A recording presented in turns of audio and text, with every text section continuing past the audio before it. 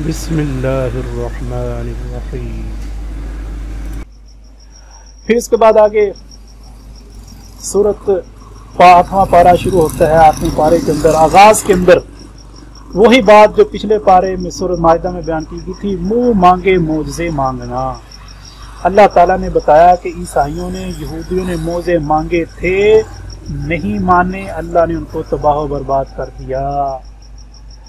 अब ईसाइयों के मुशरिकीन मक्का ने भी बड़े मोज़े मांगे।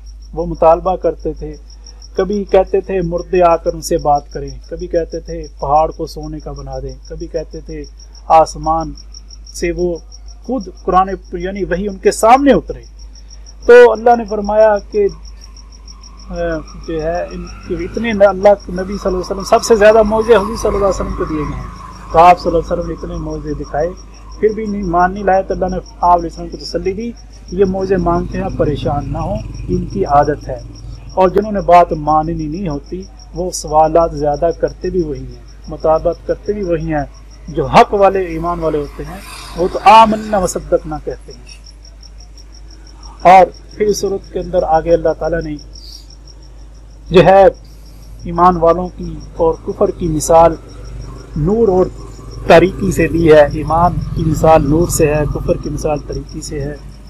और ईमान की मिसाल, मुसलमान की मिसाल जिंदा किसी है, काफिर की मिसाल मुर्दा किसी है। जिसको अल्लाह चाहता है हिदायत देते हैं, हिदायत अल्लाह के कब्जे में है, जिसको चाहते हैं गुमराह करते हैं। और इसी तरह मुशरिकीन की कुछ हरकतें, हमाकतें अल्लाह ने बयान की हैं। बहुत कम ज़रफ और कम तंग दिल लोग थे, बड़ी घटिया हरकतें करते थे। तो चूंकि अल्लाह को मकसूद तो उम्मत की हिदायत है, अल्लाह ताला मिसालों से उनको समझाते थे। वो क्या करते थे, अल्लाह को भी मानते थे लेकिन बुतों को भी मानते थे, शरीक करते थे। वो क्या करते, अपने अनाज के 2 हिस्से कर लेते, कहते ये अल्लाह का है, ये बुतों का है, ठीक है। और फिर उसके बाद अल्लाह के हिस्से में से अगर कोई हिस्सा बुतों के हिस्से में मिल जाता तो कहते कोई बात नहीं, अल्लाह बेनियाज है। जब बुतों के हिस्से में से अल्लाह के हिस्से में गिर जाता तो फौरन निकाल लेते, कहते नहीं ये तो अल्लाह कहते ये क्या हमाकत वाली काम है। दूसरी बड़ी हमाकत, बच्चियों को जिंदा करते थे, जिंदा दफन करते थे।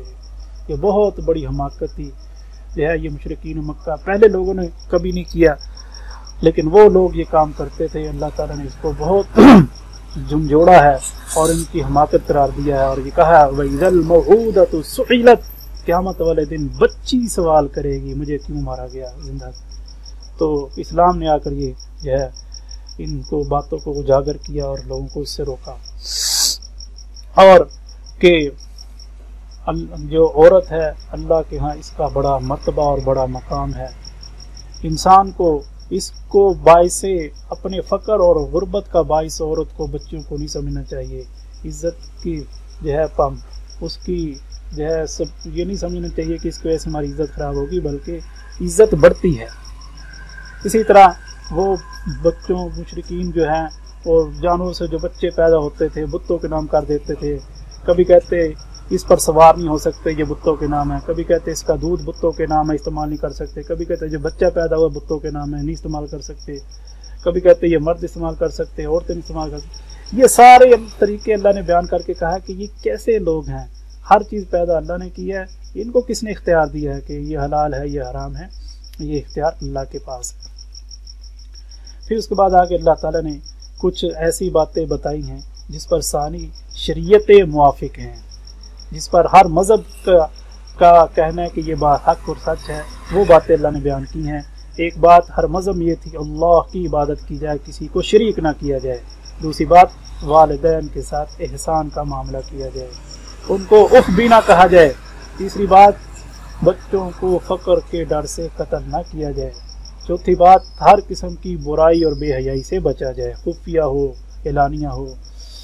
पांचवी बात किसी इंसान को नाहक कत्ल ना किया जाए। हर मज़हब के अंदर इसको बुरा समझा गया है, इस्लाम में सबसे ज़्यादा। और इसी तरह यतीम के माल में नाहक तसर्रुफ ना किया जाए।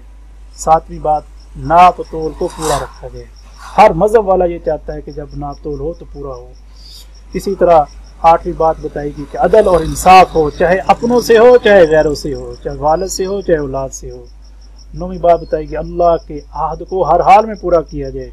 और 10वीं बात सीधे रास्ते पर चला जाए, दाएं बाएं के रास्तों से बचा जाए। 10 वसीयतें इस सूरत अनाम के आखिर में बयान की गई हैं। और उसके बाद आगे सूरत आराफ 8वें पारे के अंदर बयान की गई है। मक्की सूरत है, 206 आयात है, मक्की सूरत है। इसमें भी मक्की सूरतों की तरह तौहीद, रसालत, क़यामत को बयान किया गया है। और जब अल्लाह के नबी अलैहिस्सलाम का जिक्र आएगा तो कुरान का जिक्र लामहल्ला होगा, क्योंकि सबसे बड़ा मौजज़ा ये था। आराफ कहते हैं बाढ़ को, जो जानवरों की बाढ़ होती है असल में, तो इसका जिक्र आगे आएगा। जन्नत और जहन्नम के दरमियान एक जगह है जहाँ मुख्तलिफ रवायात हैं। एक रवायत के मशहूर रवायत के मुताबिक यहाँ जिन लोगों के जो है नेकियां बुराइयां बराबर होंगी वो वहाँ होंगे। और भी अकवाल हैं, इंशाल्लाह वो आगे जिक्र करते हैं। तो इस सूरत के अंदर बुनियादी तौर पर तौहीद, रसालत, क़यामत और कुरान पाक को भी अल्लाह ताला ने जिक्र किया है। और उसके बाद फिर अल्लाह ताला ने इंसान को उसकी इब्तिदा का बताया है कि अल्लाह ने कैसे इंसान को बनाया, कैसे शरफ बख्शा और आदम अलैहिस्सलाम को पैदा किया। रिश्तों को कहा सजदा करो, शैतान ने इनकार किया और इंसान से दुश्मनी मोल ली। सूरत आराफ के अंदर एक बड़ी अहम बात यह है कि अल्लाह ताला ने इंसानों को या बनी आदम कहकर 4 दफ़ा पुकारा है, मुखातब किया है। कुरान पाक में अल्लाह ताला कई तरीके से पुकारते हैं, या अय्युहन्नास, या अय्युहल्लज़ीना आमनू, या अय्युहल्लज़ीना हादू। यहूदियों को भी, ईसाइयों को भी, मुसलमानों को भी, इंसानों को भी यहाँ आराफ में या बनी आदम कहकर पुकारा गया है। ये किसी और सूरत में नहीं है। और उसमें पहली निदा उसमें अल्लाह ताला ने इंसान के लिए उसकी लिबास की नेमत को बताया है कि अल्लाह ताला ने आदम फरमाया कि तुम्हारे लिए हमने लिबास उतारा है ताकि तुम अपना सतर को ढांप लो। ये बहुत बड़ी नेमत है। शैतान की जो सबसे पहली दुश्मनी थी ना, वो तो थी आदम अलैहिस्सलाम को जन्नत से निकालना, और दूसरी दुश्मनी क्या थी, उसको लिबास से महरूम करना। कुरान पाक में है कि अल्लाह जब आदम अलैहिस्सलाम जन्नत से बाहर आए तो वो उनका लिबास नहीं था, वो बाहर आ उसका जब वो दरख्त खा लिया तो सारा लिबास उतर गया और पत्तों से अपना जिस्म ढांका। ये शैतान की दुश्मनी आज भी वो इंसान को बेलिबास करता है। ख़ास तौर पर औरतों पर उसका बड़ा असर है। उसने जिस औरत के लिए हुक्म है कि सर के बाल से लेकर पाँव के नाखूनों तक ढकी छुपी हो, उसको उसने बिल्कुल लिबास से महरूम कर दिया। मुख्तसर लिबास, पतला लिबास जो है हदीस ये क़यामत की निशानियों में से है। तो जितने लोग मालदार है उतना लिबास उनका कम है। ये शैतान का सबसे बड़ा वार है इंसान पर। अल्लाह ने कहा इससे बचो, बेहतरीन लिबास तकवा है। दूसरी बात बताएगी कि शैतान से बचो, शैतान से बचो, ये तुम्हारा बड़ा दुश्मन है। या बनी आदम, इसने तुम्हारे वालिदैन को, आदम हव्वा को जन्नत से निकाला, तुम्हें ना कहीं निकाल दे। तीसरी चीज़ फरमाया कि हर नमाज के वक़्त अपना लिबास पहनो और खाओ पियो, इसराफ ना करो। अल्लाह ताला इसराफ करने को पसंद नहीं करता। चौथी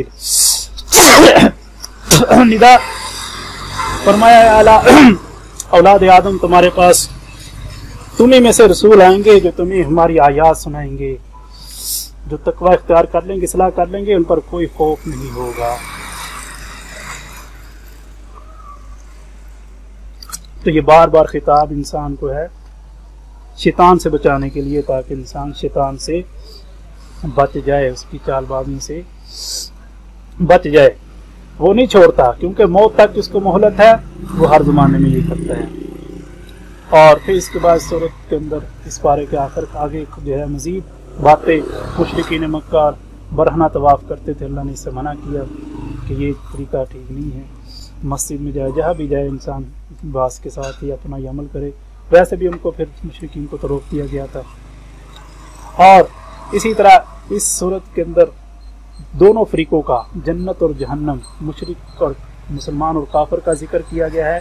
और क़यामत वाले दिन कभी इनका जिक्र है और असहाबे आराफ का जिक्र है। तो जो लोग अल्लाह पर ईमान लाए, इस्लाम पर इख्तियार किया, नबी की बात को मानी, ये अहले हक हैं, ये जन्नत के हकदार होंगे। और जो लोग काफिर और मुशरिक है, अल्लाह को नाराज़ किया, ये जहन्नमी होंगे। क़यामत वाले दिन जन्नत और जहन्नमी इनकी आपस में बातचीत भी होगी, मुकालमे होंगे। पूछेंगे जन्नत वाले जहन्नम वालों से कि हमने तो अपने रब के वादे को हक पाया, तुमने भी ऐसा पाया? तो कहेंगे हाँ, हमसे जो वादा किया था वो भी हक था कि हमने नहीं मानी, जहन्नम में आ गई। इसी तरह जन्नत और जहन्नम के दरमियान एक जगह है, असहाब आराफ उनको कहा जाता है। ये वो लोग भी होंगे जिनके बारे में कहा गया उनकी नेकियां बुराइयां बराबर होंगी। नेकियों की वजह से वो जहन्नम में नहीं जा रहे, बुराइयों की वजह से जन्नत में नहीं जा रहे, तो फैसला मौखर होगा और बहरहाल अल्लाह बाद में इनको जन्नत में भेज देंगे। इसके अलावा और भी अक़वाल है, कहा जाता है इसमें वो शहीद भी होगा जिसको वालिदैन इसके जिहाद पर जाने पर राज़ी नहीं थे, वो चला गया शहीद हो गया। शहादत का दर्जा तो ये है जन्नत में जाए, वालिदैन की नाफरमानी का दर्जा है कि जहन्नम में जाए, तो ये भी गोया के बराबर 50-50 वाला मामला हो गया। और बाद लोगों ने ये भी कहा है कि साहबे आराफ जो है ना वो अच्छी और उम्दा जगह है, इसमें सहाबा किराम होंगे, बुजुर्गान दीन होंगे, हज़रत अली रज़ी अल्लाह ताला और अच्छे लोग वहाँ होंगे। तो मुख्तलिफ रवायात हैं, बहरहाल ये लोग जन्नती ही होंगे, जहन्नम में नहीं जाएंगे। और उसके बाद फिर आगे इस 8वें पारे के आखिर के अंदर अल्लाह ताला ने अपनी कुदरत के दलाइल बयान किए हैं कि आसमान, ज़मीन, अर्श, कुर्सी कितनी बड़ी मखलूक हैं अल्लाह ताला ने पैदा की है, इंसान को पता भी नहीं है। सूरज, चांद, सितारे जो है चल रहे हैं अल्लाह की मशीयत के साथ और कभी जो है इनका आपस में टकराव नहीं होता।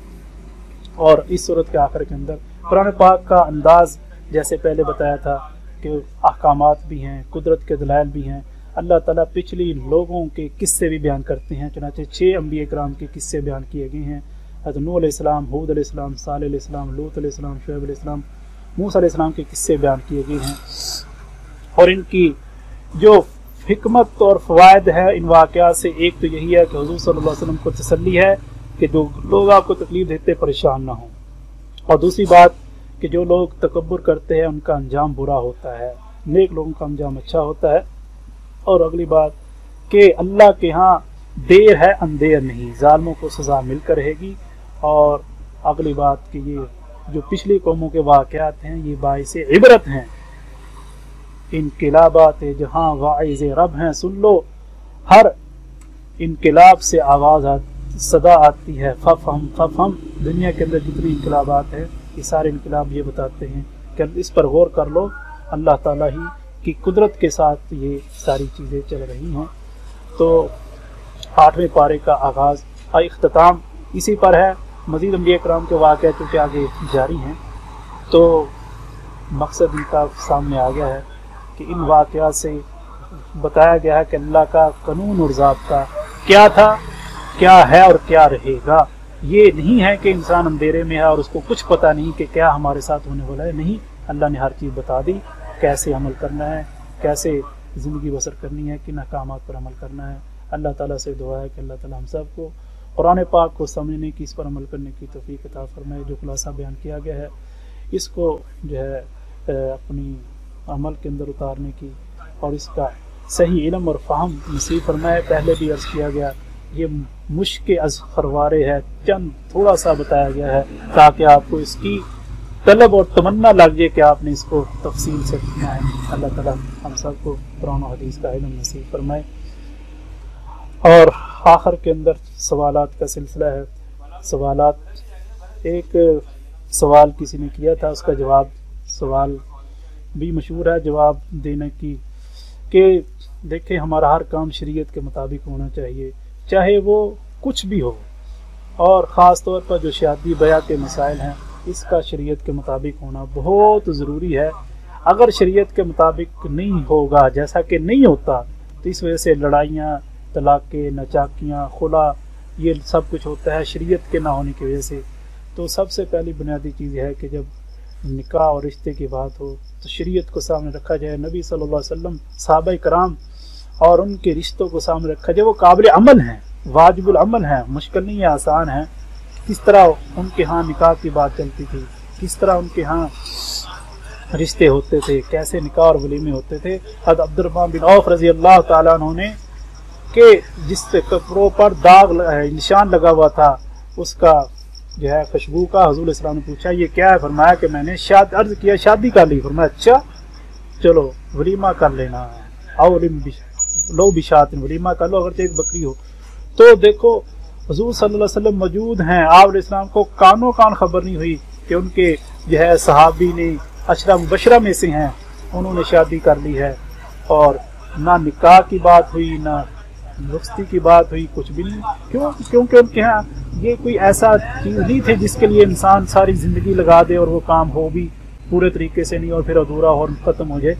ان کے ہاں بہت آسان تھا کہ جب شریعت کے مطابق جب عمر ہو جائے رشتے کی نکاح کی تو رشتے جوڑ کا رشتہ تلاش کر کے نکاح کر دیا جاتا تھا. باقی اس کے اندر منگنی کرنا، دن رکھنا، ادھر سے لوگوں کا جانا ادھر سے آنا، عیدیں شبراتیں، یہ سارا ہندوانہ رسومات ہیں. انہوں نے ہمارا بیڑا غرق کر کے رکھ دیا. لاکھوں روپیہ خرچ ہوتا ہے اور پہلے مہینے میں طلاق ہو جاتی، کبھی پہلی رات، کبھی پہلے مہینے میں، کبھی سال بعد، کبھی 2 سال بعد، وہ لاکھوں روپیہ لگایا ضائع ہو جاتا ہے. تو شریعت کے مطابق اگر جو ہے کام ہو، اس میں یاد رکھیں نکاح کے اندر ایجاب و قبول اور گواہوں کا ہونا یہ چیزیں ہیں. ولیمہ سنت ہے، نہ اس کے اندر جہیز ہے، نہ اس کے اندر جو ہے لمبے چوڑے وہ براتے ہیں، نہ وہ کچھ بھی نہیں ہے. یہ ساری ہمارے ہی بنائے ہوئے ہیں. اس کی وجہ سے لوگوں کو بہت خسارہ نقصان ہوتا ہے. شریعت کے مطابق جب بھی پہلے عرض کیا ہے جس طرح نماز فرض ہے اس کا علم فرض ہے. جب نکاح شادی ہو تو بالخصوص والدین کے لیے جو صاحب ولی لوگ ہیں ان کو چاہیے کہ اس کا علم ان کے پاس بھی ہونا چاہیے اور جن کا کرنا ہے ان کو بھی اس کا علم حاصل کرنا چاہیے کہ ہماری آگے کی ذمہ داری کیا ہے. اصل میں ہمارے معاشرے کے اندر بتایا ہی نہیں جاتا ہے کہ اصل ہماری ذمہ داری. ہاں یہ تو بتایا جاتا ہے فلاں کاروبار کرو، سونے کا یہ ریٹ ہے، کپڑے اتنے چاہیے. جو چیزیں غیر ضروری ہے اس کو پہلے ترجیح دی جاتی ہے، جو ضروری نہیں ہے اس کو ترجیح نہیں دیتا. بہرحال اللہ تعالیٰ سمجھ عطا فرمائے. سنت کے مطابق سے کرنا چاہیے، سادہ سے زیادہ جتنا ہو سکے یہ ذہن بنایا جائے، اس کی آگے ترغیب چلائی جائے. اللہ تعالیٰ کی توفیق عطا فرمائے. اب آپ کی طرف سے کوئی سوال ہے تو پوچھ لیں.